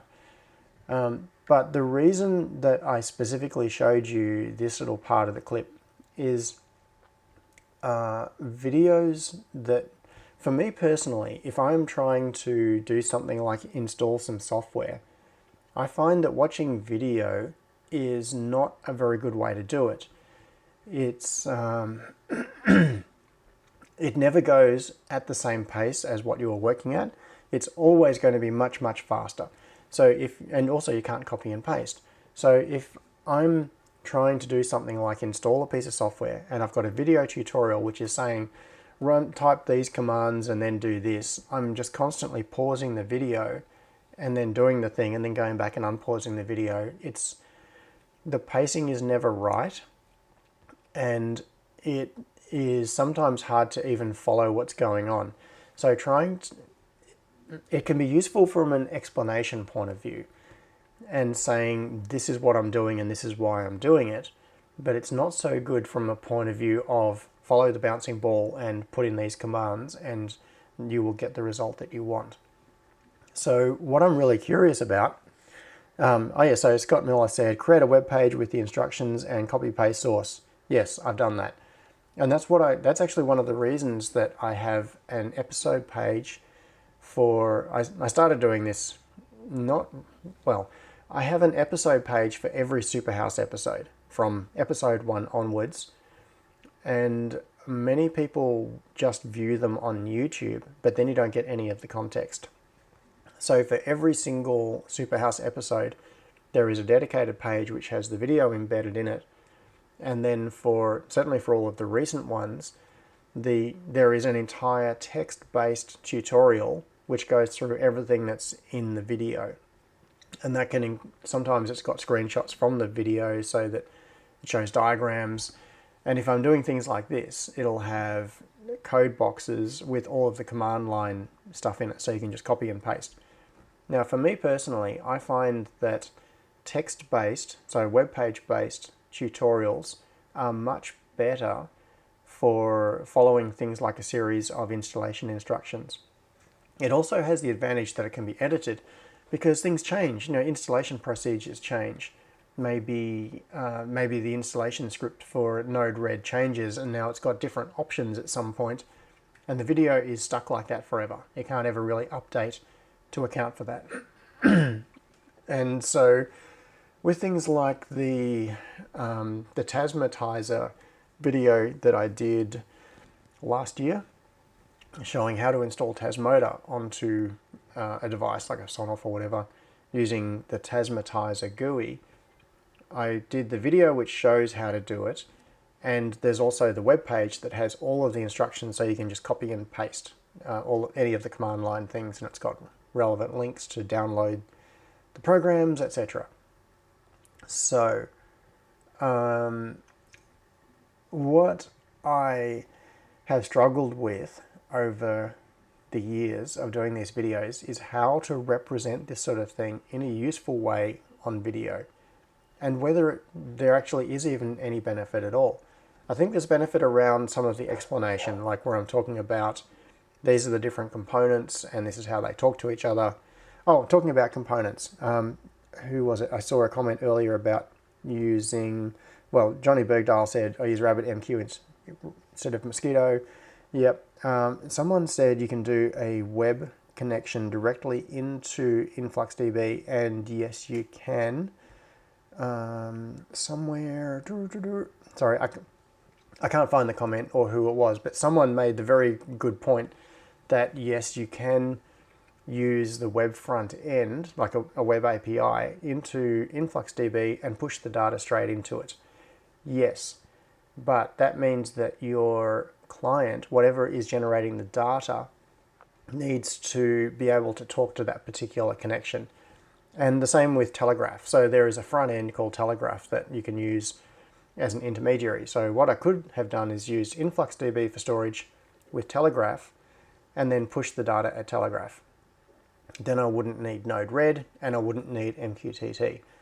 But there are other reasons for choosing that particular architecture with those 4 components, and that is basically just that it's more universal. If you have different data sources that don't understand how to talk to, like you can't necessarily configure them to talk to Telegraph or to InfluxDB directly, by using MQTT as this universal whiteboard for everything to talk to, all they need to do is talk to MQTT, and then I use Node-RED to do whatever manipulation is required, like taking a chunk of JSON and turning it into individual values and then pushing it into the database into different places, or whatever transformations need to be done. So yes, you can definitely do it with a different architecture or with different components, but I chose these particular components because I found that they are very flexible and they allow me to take data from whatever source I like and push it into the database. So yeah, doing it in different ways definitely valid. This is just the ones that I happen to have used for this. So what I would, Tradie Trev said, some people do it real-time as tutorials, not very video friendly though. No. Okay, there's a comment from Jeff, I'll get back to that. So, trying to do a video tutorial showing how to install software, the timing is never going to be right. It's impossible to get it paced just right for someone to follow along without pausing or jumping around in your video. And jumping in video is not very user-friendly, like scrubbing the timeline to find something that is useful. If you've got a tutorial on a web page, you can scroll through it and you can easily find the part that you want and then go from there. Scrubbing through a video just doesn't have the same ease. Now, talking about videos, Jeff Crompton said, does the YouTube episode link to the page? Yes, it does. So if you see one of my proper episode videos on YouTube, so not one of these live streams, but one of the proper episodes, in the description, the very first line of the description of every video is a link to the page for that episode. And I tried to do that to make it as obvious as possible so people can jump to it. So James O'Gorman made another good point, which is another option is to offload some of that info referencing other people's work for setting up MQTT, etc. Then you spend more time on your unique aspects. Yes, that's a very good point. And in fact, in this one, I can't remember if it was in the bit I played, but there is one bit of the video where, I think it was in this part, I basically skipped over the whole Raspbian setup because there's plenty of documentation for Raspbian. All I did was show getting the Raspberry Pi imager and running it, and then I say, go off and look at the tutorials and come back when you've got a shell, because there's no point me spending 10 minutes going through how to connect your Raspberry Pi to the network, and then how do you find its IP address, and how do you log into it, and all of those sorts of things. So that is important. But the thing is that I'm also doing that within my own context. And that is a lesson that I learned from the Tasmatizer video. Now what happened was that I did quite a few videos about Sonoffs and Tasmota over a period of a couple of years. And what I found was that I was burying specific instructions within the context of something else. Like I would do a video about the Sonoff, I don't know, I'm just making stuff up, but say do a video about the Sonoff basic, and then partway through that video I'll explain how to install Tasmota on it. But for people who just want to learn about installing Tasmota, that needs to be in a separate little standalone tutorial as a resource, and it saves me repeating it in all of the videos where I talk about Tasmota. So that's why I did the Tasmatizer installation video. It means that if I do a video later about a new model of Tasmota, I can just say, I can talk about the specific, a new model of Sonoff, or a new version of Tasmota. What I can do is just say, okay, these are the specific things for this model, this is where it's different. Now to do the installation, go and see this tutorial, and then just point back to my own Tasmatizer tutorial that encapsulates that part of it. So I think modularizing the content like that is useful. And Michael Sullivan made a very good point, which is by far the best way to help people set up things is to create a script for them. Yes, so that is true. The things that I've done in the... I've actually been thinking about that. The web page that I've created for this particular episode, and I've already created the web page. It's sitting there as a non-public page on the Superhouse site. It goes through all of these steps. It's got all of the commands to copy and paste. What I could do is just take all of those commands, put them into a single script, and say, download this script and run it, and then it will take care of everything. So that's potentially useful as well. Now, there is the trade-off. There is the perennial question of, do you trust the script that you've downloaded off the internet that some random person has written? And but I think for convenience, it's probably okay. All right, so yeah, Scott said, any tutorial that starts with, this is how you set up your Pi is a horrible waste of time. Yep, I agree. Yeah, so if people have more opinions about about the best way of presenting this information, maybe come along and have a chat in Discord about it, because I'd be very interested to hear about what works for you and what doesn't.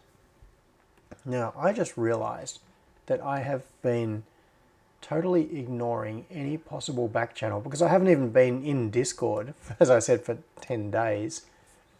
Let me see. General streams. No, that's all right. Cool. I haven't missed any back channel stuff. I just connected to Discord and checked whether Andy had been posting me frantic messages saying, "Ah, no, pay attention to this." So I haven't. So James said, then there's Troy Hunt's Way, a video and then a follow-up blog on the topic that embeds the video and other research. He doesn't generally do instructional though. Yeah, so Troy does a very good job with things like networking videos. I've used his Unify tutorials for some of my own stuff, and the way I do it is intentionally a little bit similar to Troy's. So he does a video where he shows things, and then there's the web page based tutorial, which is really cool. Yeah. Cool. So modular. Okay. So Christopher Holmes just said, "Did you mean modularize with playlists?" Well, kind of, yes. That is partly this whole mini-series concept as well, which I started doing with the Wi-Fi mini-series, and then I didn't progress past part one, but I will. And it's what I'm really trying to do with the air quality sensor mini-series. So there will be a playlist. Hey, James, Exhaust Fan Fund, thank you very much. So what the idea with that is that I want to be able to have a series of videos that build towards something significant. Instead of doing a 2-hour video showing everything about air quality sensor stuff, do a series of videos, it might be 4 or 5. Each one of them is a bite-sized piece, and you can watch the playlist and you can see it through, or you can just look at specific sections of it. And that is really where things like modularization of the instruction comes in, because if I've done a video that is something like setting up, well, this one that I was just showing you a little clip out of, which is setting up those software components for data logging, what I can do is reference that in the air quality sensor mini-series, but then later down the track there might be something else I'm doing, some other project that also needs data logging and reporting, and I can just point to that same tutorial video. So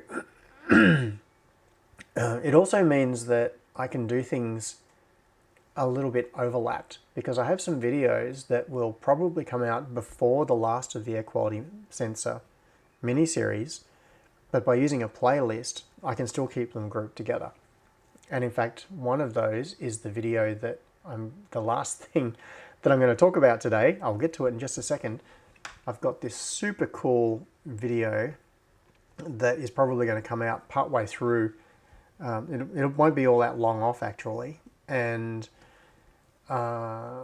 it'll kind of jump into the middle of the air quality sensor mini-series and be totally unrelated to it. And so by grouping things into playlists, you can focus more. And then if I get back to the Wi-Fi videos, which I really want to a bit later, and then I can continue that as a mini-series as well. So kind of themes, multiple themes. Aaron asked, what's the chance of the Ethernet switch controller being available at the same time as the new ESP switchboards? Pretty close actually. Now my updated PCBs are in production right now. I should have them in a week or maybe a bit longer. maybe 10 days. So updated light switches, at least at the prototype level, aren't very far away. And now that those are in production, I can go back to looking at the switch controller a bit more. But really focusing on, oh, MC Maker, thank you.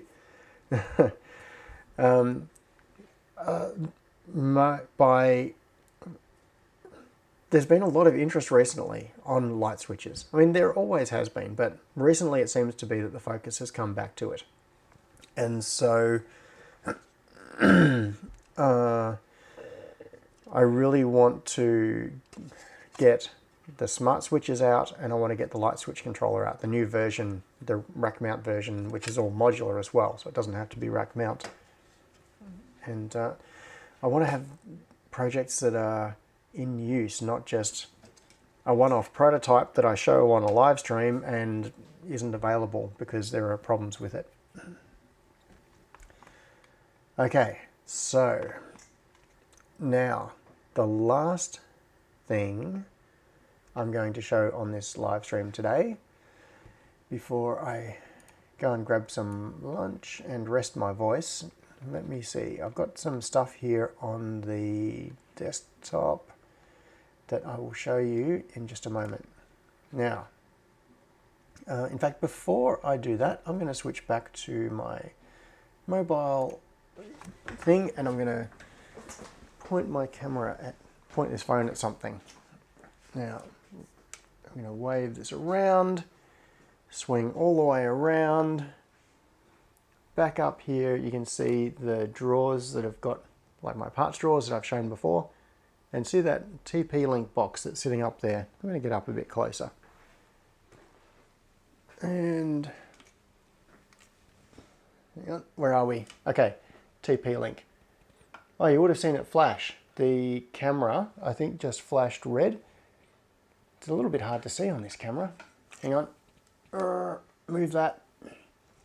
There is a Raspberry Pi sitting on top of the box, and there is a Pi camera stuck on the front of that TP-Link box. You can see the white cable coming around to it. And if we sit here for long enough, we will probably see a red LED flash on the camera when it takes a photo. I did that just before. No, I'm not going to wait around for it because I want to get on with showing you what that camera is actually doing and the reason it's there. So, if we turn around now and look at what that camera is pointing at, just around here, you can see lots of storage up there. And there are some boxes, and they have little marker things on them. If we come up closer, you can see the things. They look like QR codes, but they're not. They're called Aruco markers, and they are augmented reality positioning markers, and there's a number under it. If I get right up close to that modules one, it's number 16.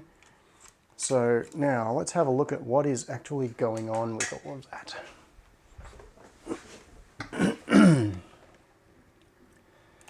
Here we go.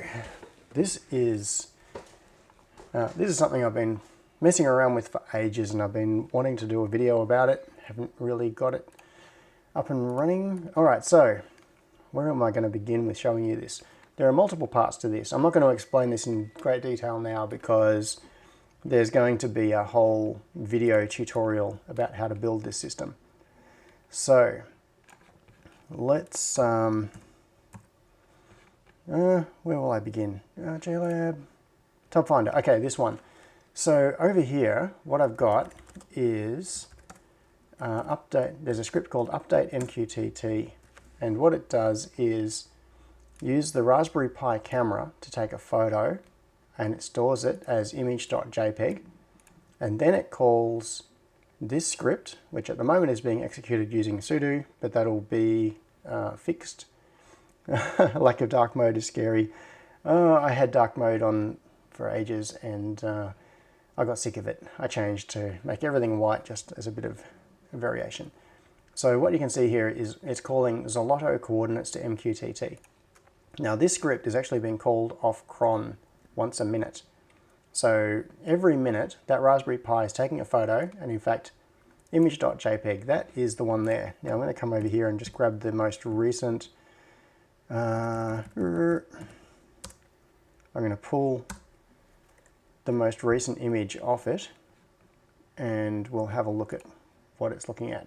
So this image is the most recent one, and if we zoom in you can see it's got those markers and things on the tubs, so it's looking across the room. Oh, and you can see down here you can tell this is recent because that is where my phone is sitting on its tripod, and I put it there just a minute ago. So every minute it takes a new photo and then it calls this one, there's a lotto coordinates to MQTT. I've been playing around with a few versions of this. And if we have a look at Zolotto coordinates to MQTT, it does a bunch of stuff. It connects, it has my MQTT broker set up in here, and it's got lots of dodginess in it. This needs cleaning up, but it's kind of functional. So what it does is read in the image that has just been taken, that photo, and then it loads a marker dictionary, so a 4x4, which has 250 possible elements in it. It saves a version of it which is annotated. You can see here, image annotated, and then it gets the tags out of the image, gets the coordinates, it formats itself some JSON, and then it publishes that as a payload to MQTT. So, what the hell is going on there? Well, let us pull back this one from the box. So this is the annotated image. And what you can see here is the same photo that has been processed, and it has recognized the position of all of these tags, and it's extracted the ID from the tag. In fact, if we look at, where was it? Somewhere. The contrast is bad, but just because of the way the lighting is set up at the moment, so it's failing to get these ones. But if we zoom in on here, we can see ID 36, and it's located that tag, and you can see that the corner of that, the little red thing there, that is where it has located the corner of that tag. So it now knows the coordinates of every one of those boxes in the room, and those coordinates are what it's published to MQTT. So if I go to, where are we? Let's find, I'm just going to log into another box here. This is all running split across many machines at the moment.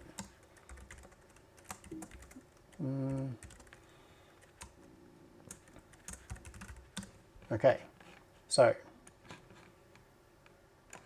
got this on here,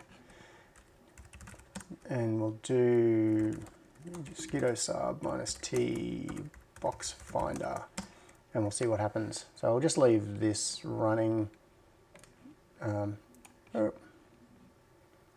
put this down here somewhere. Now, unless this whole system has broken, what we should see in here is once a minute we will, aha, magic blue smoke, you have, yes, we're getting to that. So what's happening is that once per minute we will get all of the coordinates published to MQTT. And then there is another script which is subscribed to MQTT, and it updates. Now, I'm not going to get into this in too much detail now. Oh, there we go. Look, if we, on the left here, you can see it's just published a bunch of IDs and locations. So that little chunk of JSON describes it found box ID 49, and then it has a location for it. The location has a couple of things. It's got an X and a Y coordinate, but it also has a device ID. So this is the MAC address of the device that reported the location, and that's because I don't just have one shelf of boxes, I have many shelves of boxes. So I need to be able to report from multiple cameras, and this is the ID of the Raspberry Pi that reported this particular set of coordinates. So then there is another program which I won't get into it now because I'm going to show all of this in detail in a step-by-step tutorial. There is another program, and let me find where that one. I'm just going to log into PHP My Admin, bring it over here. Oh, come on. Log in. That's better. And if I go into Box Finder, and so I've got a record for scanners, and I've got one scanner at the moment, and that's the one with that particular MAC address, and it says label is Lab South Wall. And then if I look in boxes, I've got all of these boxes. So device ID, and it's got location X, location Y. So these are the coordinates of that physical box. It's got the last seen time, and it's got the title. So for example, we know that the pin headers box, let's see, I'll zoom in a bit on this. So the box that contains pin headers is currently at location 898 by 1147 X and Y coordinates, and that was scanned by this device, which means we know that it's on the Lab South Wall, and we know the last seen time. So that was the last time that it was scanned. So what we can do is age out things. So if they are moved, for example, off the shelf and then they're put somewhere else that no cameras can see them, it won't keep reporting the location, because the location will get aged out and it will know that it hasn't seen it for a certain period of time, but the last place that it saw it was there. So then we can find it. Now, I'm not going to go much further with this right now because I'm going to talk about it all much later. So then what I have here is so this is a pack of RGB LED strips which will be going along. So already I can report the position, but at the moment it's just doing it by, you can look up the coordinates of a box. If I need to find something, I can look up the database and say that is where it is. But the idea is that I'm going to put these RGB LEDs along the edges of all the shelves, and then I can ask where something is and it will just highlight it. And I'll be able to look over at the bright flashing lights, and that's where the box is. And I'll do that in here and also out in the garage. So I've got other locations that I need to scan as well. So that's a pretty fun project. Now, I saw people talking about lasers as well. So that was the first attempt. And in fact, if I switch back to the other camera, and I'll grab this and move it back around. Now this hasn't been functional for a while, which is why the things aren't hooked up. But if you look just to the left of the box, so this thing here this is what I was setting up for pointing out the location. So we've got the scanner that sits up there that finds the coordinates. I'm going to bring this over and put it on the workbench. And it's all dusty, so you can see how long this project has been in progress. Back to the overhead. Here we go. So this is a little pan tilt mount, and it's got two servos on it. So one servo can do X-axis, one servo does Y-axis, and a little pointer. And that pointer, at the moment I've just got a clip, a paper clip blue tacked onto it. But the idea is that with this, what you can do is have the system send a command, and this can just point at where the box is. And then a laser pointer would go on here. So I've got some little laser pointer modules, and with a laser pointer on here, controlled by the Arduino, if I asked where something was, this could just move around and point the laser pointer at the box. So that was my first attempt. but it wasn't as good as I hoped it would be. This is actually a problem that I've been trying to solve in many different ways over a long period of time.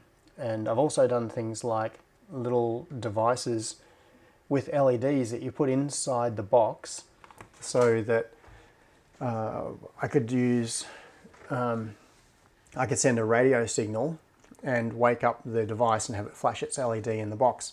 But then I end up with 200 batteries that need changing, so that's no good. RFID is another one, but I've ended up, so far where this project is video processing using the Aruco codes, so the tags on the front of the boxes, and that works really well at getting the location of all the boxes. And then for notifications, where I'm going is the RGB LED strips. So yeah, the laser idea didn't really work out so well. It was a bit of a pain. And one of the things that I've got in mind, I haven't done this yet, but one of the things that I want to do is have an auto calibration system, because one of the difficulties with this is configuration. You need to be able to configure, for example, if you see a code in this particular location, then you know it's on this shelf. But how do you define the location? Is it a boundary box of XY coordinates? Like, there are many, many different ways you could do it. But what my plan is to have a calibration mode where I have the camera that is pointing at the wall where all the notification LEDs are, and have it illuminate each of the LEDs in turn and detect the location of the LED, so its X and Y coordinate, and then record it so that it knows, so that I don't have to do any, there's no configuration. You just like run a configuration script and it will blink all the LEDs, record all their positions, and then it can do something like, when a code comes in and you say, I want to know the location of this particular tag, and it knows the XY coordinates, it can then do like an area search, find all of the LEDs that are within, say, 50 centimeters of that location and illuminate those LEDs. So you don't need to specify this particular group represents this box or anything. It'll just be click calibrate, it'll figure it all out, and then you can say, send a notification for these coordinates, and it will illuminate the correct LEDs with no configuration. So yeah, anyway, that's a really fun project. It's one I've been working on in little bits and pieces over several years now. But yeah. Oh, be sure to, yeah, James said, put one of those Aruco codes on your car keys. Yeah, so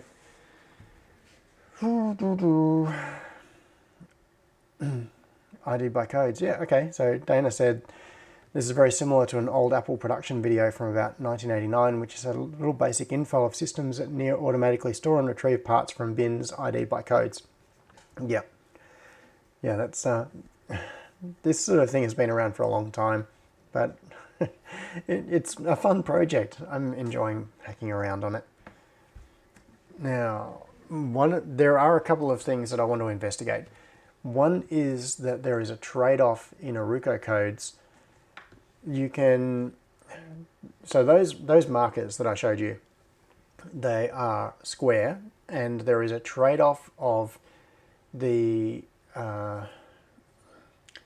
number of possible combinations you can have in the code compared to how legible they are from a distance. So what you can do is, if you have a very small number of bits in the code, you can only encode a small number of IDs, but it will be very legible from a long distance. And what you can do is generate different marker dictionaries. That particular marker dictionary has 250 possible elements. And the other thing is that the marker dictionaries are generally designed to be unambiguous in terms of orientation. So, for example, imagine the simplest case. Imagine you had a 2x2 grid. So you've got a square which has got 4 squares in it, and it's just 2x2. If you had a code where if you just thought about it in the simplistic sense, and you thought of it as binary, you would think that you have a 4-bit value there. So if you, for example, made the first square black and then the others white, that could be a binary value of 0001, and then you do the second square, so you've got 0100, and you've got two distinct values. The problem is that the codes are also used for what's called, I think it's called pose estimation. I can't remember the terminology. It's where it needs to not just identify the tag, but its orientation. So if it was rotated 90 degrees and you had a tag that had only 4 bits in it, and you rotate it at 90 degrees, all of a sudden your 1000 tag looks like a 0110, no, a 0100 tag. You know what I mean. So it needs to be unambiguous. You need to be able to look at that in any angle, any orientation, and for it to be unique. So the way the dictionaries are generated, they take that into account.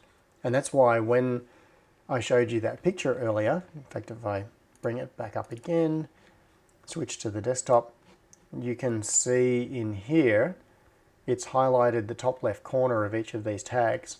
That is because it's figured out not just the XY coordinates of the tag, but it's figured out the orientation. And in fact, it even goes beyond XY. You can have it at an angle and it will tell you the relative angle, which is very useful when you're doing things like augmented reality systems and you have tags on things and you want to be able to track their position within 3D space, not just where they are, but whether they are tilted. So it can look at the tag and discover that it is distorted and therefore calculate the orientation of the object. So anyway, where I was going with this is that the dictionary that I generated for this only allows 250 tags, which is nowhere near enough if I want to put tags on all of my small containers as well. So I've got, I think, about 160 or 180 of these plastic containers. But then if you look behind me down here, see these cardboard boxes? Each of these cardboard boxes has a sticker on it, and then they are on the shelves back behind there. They are in the on shelves in there. They're on shelves out in the garage. There are far more of these white cardboard boxes than there are of those plastic tubs. So what I really need is a dictionary that will do more like 500 or 1,000 tags. But by going to a larger dictionary, it means that you have more bits of data within the tag, which means that the detail is finer, which means you then lose the ability to recognize those tags from a low resolution image. So it's a trade-off of the quality of the optics and the image that you need to capture versus the number of tags that you can support. So this particular image is just with a regular Raspberry Pi camera. I've also been doing this with an ESP32 cam. Is it up there? I think there was an ESP32 cam stuck on the same box, and I was using that to experiment with capturing images from it, not doing the image recognition, like doing the tag processing, but just using that as like a remote camera to capture an image and pull it onto my Linux box where it was running Zolotto to recognize the images. And that actually worked. But the image quality coming out of an ESP32 cam is terrible compared to even something like the Raspberry Pi camera. And so it would not necessarily capture all of the tags that were in view. So what I want to do is go for a bigger tag dictionary that will then allow me to put tags not just on these plastic containers. Hang on. Yeah, to put tags not just on these plastic containers, but also to put tags on all of the cardboard boxes that I've got. And that would allow me to locate far more things, because I often just can't find where I put something. Like, I'll know that I've got a box of, I don't know, like Vroom 32 modules, or what is that? Riv nuts and clinch nuts. I just looked over and saw a box over there. And I want to be able to just say, where are my riv nuts? And then have it located. Alrighty, so I'm going to wrap up the live stream there, I think. You can tell I'm excited about this project. This is a fun one. And it is actually kind of functional. As you can see, it updates the database. Now if I do a refresh on this, actually no, I'll just sort by last seen. What have we got here? 07 last scene. Do I sort it the other way? There, okay, so it last updated at 12:13. So these particular tags have been updated within the last minute. And it's just constantly updating. So if I move boxes around, these X and Y coordinates will be updated within 1 minute. And the system will now know where that box is located within the room, or at least within the area where its field of view is. All right. So, yeah, I think I covered everything I wanted to today. Sorry I missed last Sunday, but everything should be back to normal now. Thanks so much for coming along, and I'm going to, yeah, I'm going to look back through comments and things, and if you've got suggestions for better ways to represent software tutorials on videos, please come along to Discord. I would love to hear suggestions, and that'd be cool. Oh, a little while ago, Peter said, "You still here? It's midday, John." Yes. Yes, thanks, Peter. I'm going to jump off and have some lunch. But I'll be back next week, and I really hope, like that video that I showed you, the little snippet out of, it's mostly done. There's only a little bit I need to finish off, and I can finally get that video out, and then I can do the next air quality sensor video, which kind of depends on that one to follow on from. So then I will have proper edited videos back in your stream, in your feed soon. In the meantime, thank you for coming along and hanging out with me on a Sunday again, and have a fantastic weekend, whatever is left of it for you. I will see you next week, or hopefully in the meantime with a proper video. So, thanks everybody. See ya.